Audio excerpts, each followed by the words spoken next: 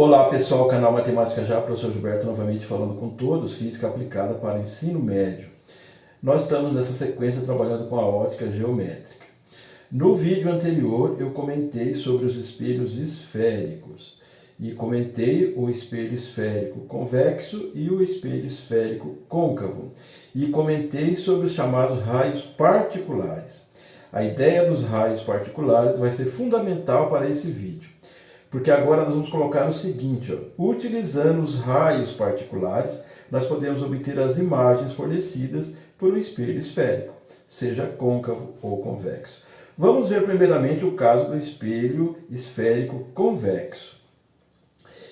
Então aqui eu tenho a representação para espelho esférico. Convexo vai diferenciar o quê? Nós sabemos que a face refletora para o espelho convexo é a face externa. Então, está amarelinho aqui, está representando o externo. Então, é um espelho esférico convexo. Aqui eu tenho o eixo principal, ok? Aqui eu tenho essa marcação, é o centro de curvatura. Aqui é o foco principal e aqui é o vértice, ok? Então, nós vamos colocar um corpo extenso aqui, de frente para o espelho, uma vez que a face refletora é essa aqui. Então, nós estamos chamando esse objeto, dando para ele uma informação. Ele vai do A ao B, tanto faz, é apenas uma maneira de indicar. O corpo extenso vai de A a B, ok? Então nós vamos lembrar agora dos raios particulares. Se eu tiver um raio incidente paralelo ao eixo principal, o que acontece? Necessariamente a reflexão terá que passar pelo foco, ok? Nesse caso aqui, eu estou vendo o raio refletido. Evidentemente que aqui eu tenho o prolongamento do raio refletido passando pelo foco, uma vez que é um espelho esférico convexo. Outra propriedade sobre os raios particulares diz o seguinte: se eu tiver um raio incidente que passa pelo centro de curvatura, o raio refletido será sobre ele mesmo. Então, a hora que eu cruzar esses raios aqui, eu vou ter a formação da imagem. Então aqui está o corpo extenso, real, e aqui eu vou ter a imagem. Então nós vamos indicar para a imagem essas informações. É uma imagem virtual. Por que é virtual nesse caso? Porque a imagem é formada pelo prolongamento dos raios refletidos. É uma imagem menor que o objeto e é uma imagem direita porque acaba tendo o mesmo sentido, de baixo para cima, de baixo para cima. Então isso sempre vai acontecer quando o espelho for esférico e convexo. Não tem outra situação. Teremos sempre uma imagem virtual, é menor e acaba sendo uma imagem classificada como direita, porque obedece o mesmo sentido do corpo extenso, de baixo para cima, nesse exemplo, ok? Em se tratando de espelho esférico côncavo, aí nós temos várias situações. Vamos observar o primeiro caso que eu estou trazendo aqui. O objeto extenso é colocado à esquerda de C, ou seja, à esquerda do centro de curvatura. Então nós temos novamente aqui a representação do espelho esférico. Nesse caso, côncavo. Por quê? A face refletora é interna, ok? Então aqui está o eixo principal. Aqui eu tenho o centro de curvatura, aqui eu tenho o foco, aqui tenho o vértice. Então esse corpo extenso está sendo colocado à esquerda do centro de curvatura. Aqui está. Esse é o objeto extenso. Então novamente vamos lembrar dos raios particulares. Se eu tiver um raio incidente paralelo ao eixo principal, o que vai acontecer? A reflexão necessariamente passará aqui pelo F. A outra propriedade que nós sabemos, se eu tiver um raio incidente no vértice, o raio refletido será simétrico ao eixo principal. Então o desenho pode não representar, mas essa distância aqui é igual a essa. Essa distância também é igual a essa. Encontrando-se esses dois raios refletidos, nós vamos formar essa imagem. Agora observe aqui, aqui está na parte superior, bateu para cá, o superior veio para cá, então acaba invertendo a imagem.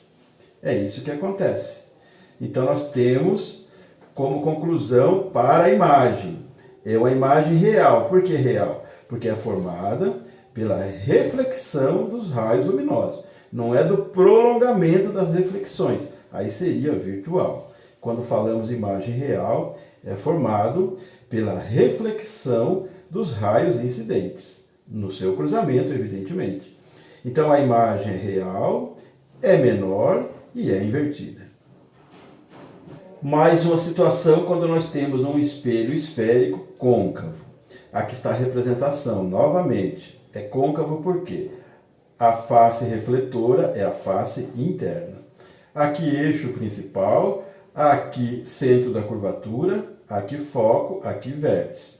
Então, nesse caso, o objeto extenso está sobre o C. Exatamente aqui, ó. Ele é colocado sobre o centro de curvatura. Então, olha o que acontece. Aqui está o corpo extenso, o objeto real. Nós vamos ter essa imagem aqui, ó. Por que acontece isso? Se eu traçar novamente ou indicar um raio incidente paralelo ao eixo principal, o refletido tem que passar pelo foco. Então, ele vai seguir isso aqui, ó. Incidente, refletido. Novamente, a outra propriedade. Se o raio incidente atingir o vértice, o raio refletido será simétrico ao eixo principal. É a propriedade que nós já conhecemos. Então, no cruzamento desses dois raios refletidos, nós vamos nos encontrar aqui, ó. Então, evidentemente que vai formar essa imagem invertida.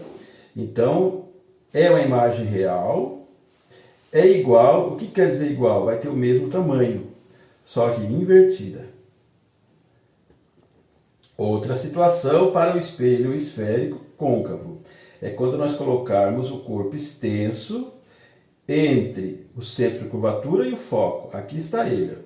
Eu estou chamando de AB. Ok? Então aqui está o corpo extenso. Novamente aqui a representação do espelho esférico. E é côncavo porque a face refletora é a interna. Então nós colocamos o corpo extenso entre o centro de curvatura e o foco. Então novamente vamos lembrar, se eu traçar, ou se eu tiver um raio incidente paralelo ao eixo principal, o refletido tem que passar no foco. Então aqui está o raio refletido, é uma propriedade. E novamente aqui, ó, se o raio incidente atingir o vértice, o raio refletido será simétrico ao eixo principal. Então, ao encontrar-se esses raios refletidos, nós vamos formar a imagem aqui. Então, novamente, nós teremos uma imagem real, porque é formado pelo encontro dos raios refletidos. É invertida e é maior. Essa imagem é maior que o corpo extenso. Ok? É outra situação para os espelhos esféricos côncavos. Estamos vendo em sequência, novamente aqui, ó, um espelho esférico côncavo. Pode ser representado assim também, ok? Para você conhecer essa outra forma. O objeto extenso vai ficar sobre o F, sobre o foco. Então aqui está o objeto extenso, o objeto real. Então nós vamos lembrar sempre, para fazer a interpretação, das propriedades dos raios particulares. Então, se tiver um raio incidente paralelo ao eixo principal, o refletido seu tem que passar pelo foco.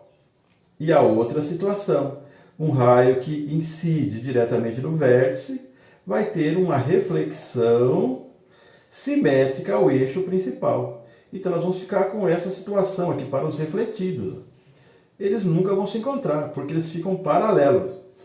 Então nós chegamos a essa conclusão quanto à imagem. A imagem é classificada de imprópria, pois os raios refletidos são paralelos, como eu comentei agora há pouco. Então esse é mais um exemplo do espelho esférico côncavo e o comportamento da imagem. Vamos agora ao último caso, espelho esférico côncavo. Quando nós colocarmos o objeto extenso entre o F e o V, entre o foco e o vértice. Então aqui está o objeto extenso, comentando sobre os raios particulares. Aqui está, ó, esse raio que está aqui, ó, incidindo, é um raio que está paralelo ao eixo principal. a propriedade diz que ele vai ter o seu refletido passando pelo foco. Então, incidente, refletido. Agora, a outra propriedade. Um raio incidente que passa pelo centro de curvatura, ele vai ter sobre si mesmo o raio refletido. Então, aqui está indicando incidência e reflexão. Observe que eles não vão se encontrar, que nunca vão se cruzar. Vai abrindo distância cada vez maior. Mas se eu prolongar aqui, ó, eles vão se encontrar aqui, ó. Então, nós vamos ver a imagem sendo formada aqui, ó, pelo prolongamento da reflexão, pelo prolongamento dos raios refletidos. Então, nesse caso, nós teremos uma imagem virtual, porque ela é formada pelo prolongamento da reflexão. Então, a imagem vai ser virtual, vai ser direita. Por que direita? Porque tem o mesmo sentido, de baixo para cima, de baixo para cima. E maior, você veja que a imagem é maior que o corpo extenso real, aqui colocado diante desse espelho esférico côncavo. Então, são esses os casos de classificação da imagem quando nós falarmos de espelhos esféricos. Para o côncavo, nós apresentamos 5 situações. Para o espelho esférico convexo, nós tivemos uma única situação. Lá, a gente viu que a imagem será sempre virtual, menor e direita. Já para o espelho esférico côncavo, nós temos 5 situações distintas. Ok, pessoal, deixe like para o vídeo se você gostou, compartilhe o material, faça a inscrição no canal. Acionando o sininho, você recebe todas as postagens. Fortaleça o nosso trabalho, assim você mostra para a plataforma a relevância do conteúdo. Até mais, tchau!